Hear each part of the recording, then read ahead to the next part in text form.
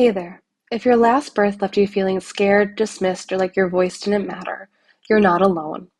Really, 1 in 3 moms have a traumatic birth experience, and a high percentage of moms go on to have another baby. Many women are still carrying the emotional weight of a traumatic birth experience throughout their next pregnancy. And while creating a birth plan while you're still healing after birth trauma can bring up anxiety, it's also an incredibly healing act, especially when you center your voice, your values, and your emotional safety. Today, I'm walking you through how to do that. Hi, I'm Cassie. I help moms navigate pregnancy, birth, and postpartum with peace and confidence after experiencing birth trauma. I'm a certified pregnancy coach, doula, childbirth educator, and mom. This video is for anyone who's pregnant again after birth trauma, navigating medical PTSD, or just wants to feel more safe and supported this time. Let's get started. What is birth trauma? Well, birth trauma isn't just about medical emergencies. It can be emotional, physical, or psychological, and often comes from moments where you weren't treated with care or respect. Maybe decisions were made without your consent. Maybe you felt fear or pain or isolation. And if you're still carrying that with you into your next pregnancy, that is completely valid. Your trauma is real, even if others don't understand it. And it's not your fault. Birth trauma is often the result of a medical system that isn't patient-centered, emotionally attuned, or responsive to patients' needs.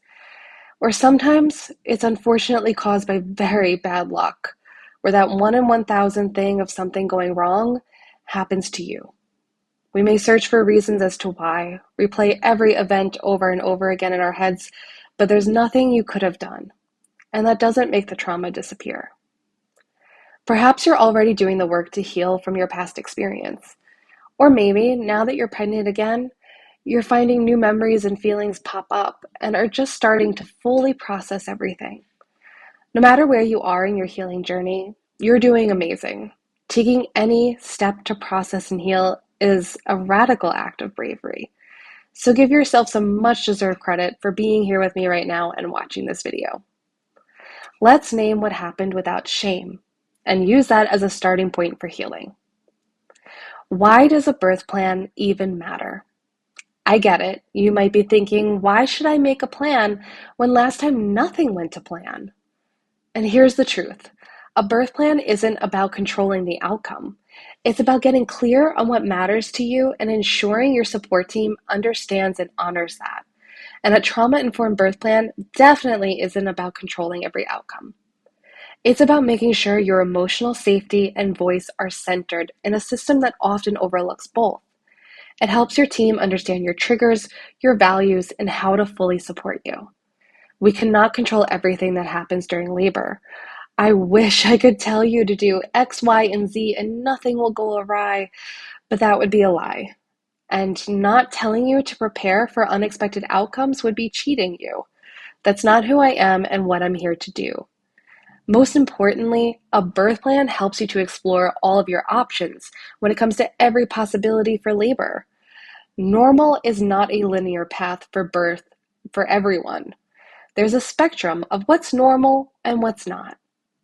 Learning about this can allow you to feel prepared, know what decisions you choose, discuss them with your care provider before they might even happen, so that if your labor veers into another direction, you can feel more in control because you already know what the next steps are and how to work with your care team.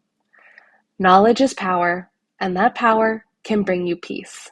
Here are 3 key tips for trauma-informed birth planning.